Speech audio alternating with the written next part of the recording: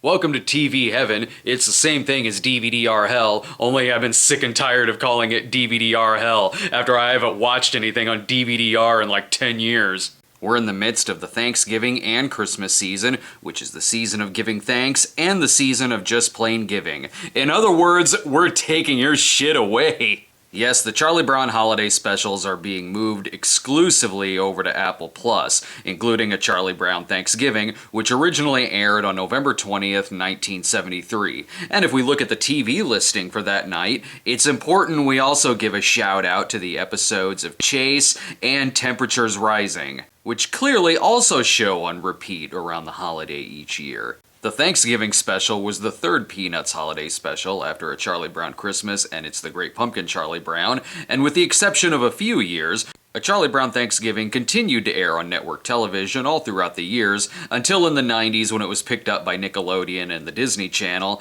and then began re-airing on ABC in 2001, where it continued until 2019. To tell you the truth, this wasn't one that I grew up on. Christmas and Halloween, yeah, but this one we usually skipped because my dad would always say that it was the bad one. But looking at the reviews, it does have its fans, and it wouldn't re-air if it wasn't beloved by someone. So I guess my family just didn't care much for this special. I probably haven't seen this in about 30 years, so this should be a pretty fun watch for me. It even opens with a classic Lucy and Charlie Brown football gag. Charlie Brown, oh Charlie Brown. Don't do it, bro. I know what's gonna happen. She's gonna pull it away and he's gonna fall off a cliff and turn into a cloud of dust like Wile E. Coyote. And the biggest, most important tradition of all is the kicking off of the football. Is that right? Well, whatever happens after this, it is your fault. This is how you learn, Charlie Brown. Every one of his poses after he gets suckered into something looks like he should actually turn into a sucker, like in Looney Tunes. Oh yeah, she pulls the football away, by the way. Isn't it peculiar, Charlie Brown, how some traditions just slowly fade away? Joke's on Lucy. This is the only scene she's in. That tomfoolery just cost her an invite to his Thanksgiving. And Charlie Brown has enough stress going on. What did you expect? A turkey card? Do I look like I want to be messed with right now? As if this wouldn't bum Charlie Brown out more, here comes Linus to be the neighborhood's, well actually. Sally, Thanksgiving is a very important holiday. Ours was the first country in the world to make a national holiday to give thanks. In our house, we grew up recognizing Life Day as the first holiday, thank you, Linus. And just when he has a moment to himself to watch BC the first Thanksgiving, he gets that unfortunate call from Peppermint Patty. This is Peppermint Patty. How you been, Chuck? Must think of excuse to get out of awkward flirting. Do you kinda miss me, Chuck?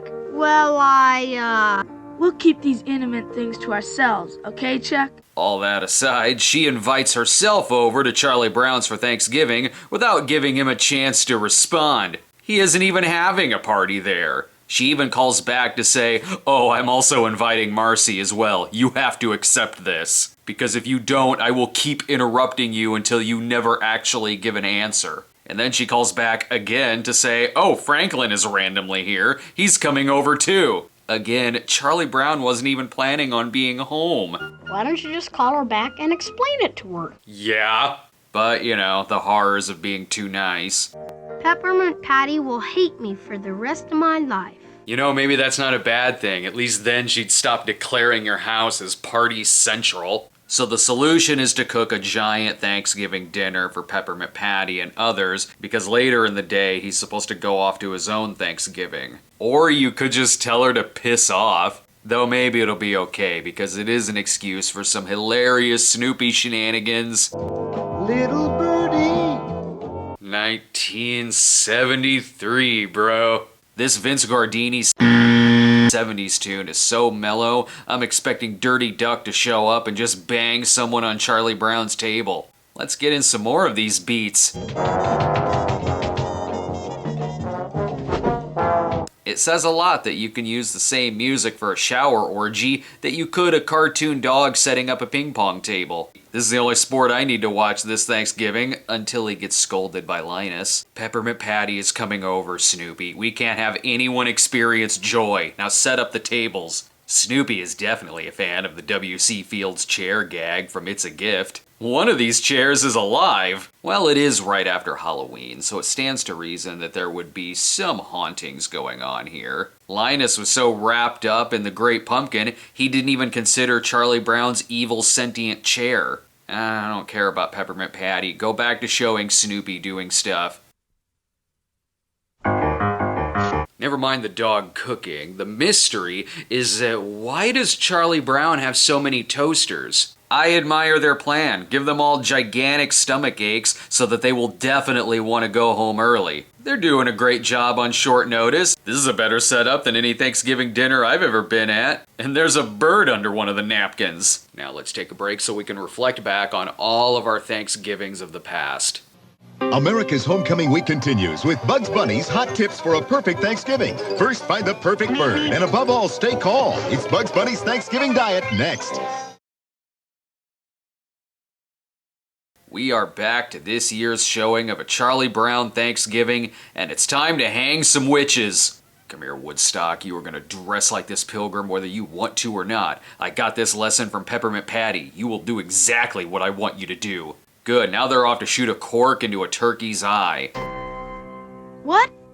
Oh, hi, Snoopy. Come on in. Who did you think it was? You should be used to Snoopy's costumes by now, Charlie Brown. How about your chef's hat?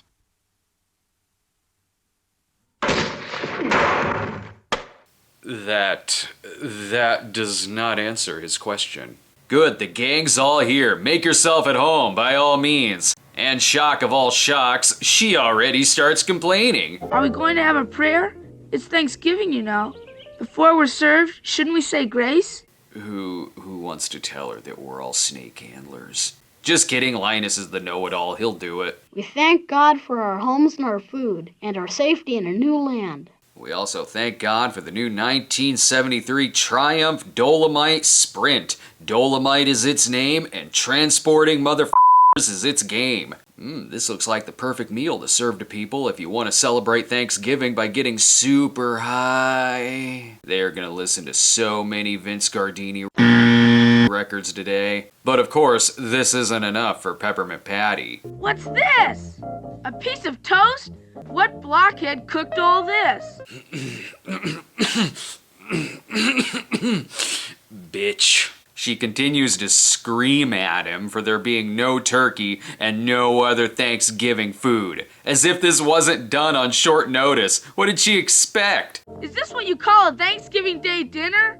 Did we come across town for this? Gee, I wonder why no one invited her to their Thanksgiving, so she had to invite herself to someone else's. Sure, she eventually realizes she did something wrong, but instead of apologizing herself, she sends Marcy in to do it, because, you know, that's totally genuine and all. Oh, don't worry, after the Marcy apology, she comes inside. He's all yours, Priscilla. Priscilla? Huh, and I thought her real name was gonna be Junior Mint. I guess this whole ordeal lasted 4 hours, since he's gonna be running late for his grandma's Thanksgiving. I'm sure he can explain to her why he cooked all of the popcorn in the house. I invited a few friends over, and they're still here. It's just Linus and a girl named Marcy and a boy named Franklin.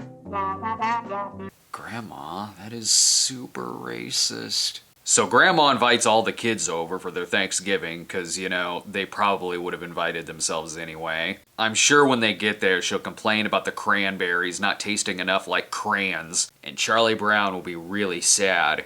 Over the river and through the woods to grandmother's house we go. They wasted so much food at their other Thanksgiving, but now the bad news. My grandmother lives in a condominium. Oh no, that's practically like living in an outhouse. We're all doomed. Then we get to the ending that was quite a concern for producer Lee Mendelson, who objected to Woodstock being served and eating a piece of turkey, but Charles Schultz and director Bill Melendez wanted to keep it. Ew, you're sick, you cannibalistic bird. I don't know, I think I'm on the producer's side.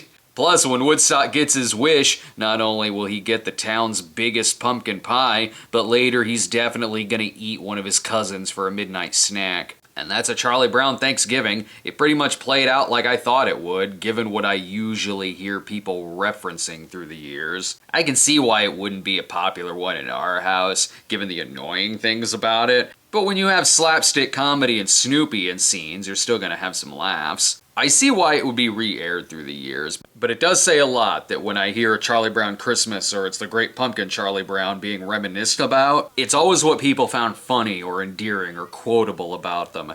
Whereas whenever I hear someone reference a Charlie Brown Thanksgiving, it's always in regards to Peppermint Patty being a nightmare and all the stuff they make fun of about it. So each special certainly has legs that stand the test of time, just for seemingly different reasons. Thanks so much for watching, everyone. Don't forget to subscribe to our channel today, and we'll have some more Thanksgiving stuff coming out throughout the week. See you later.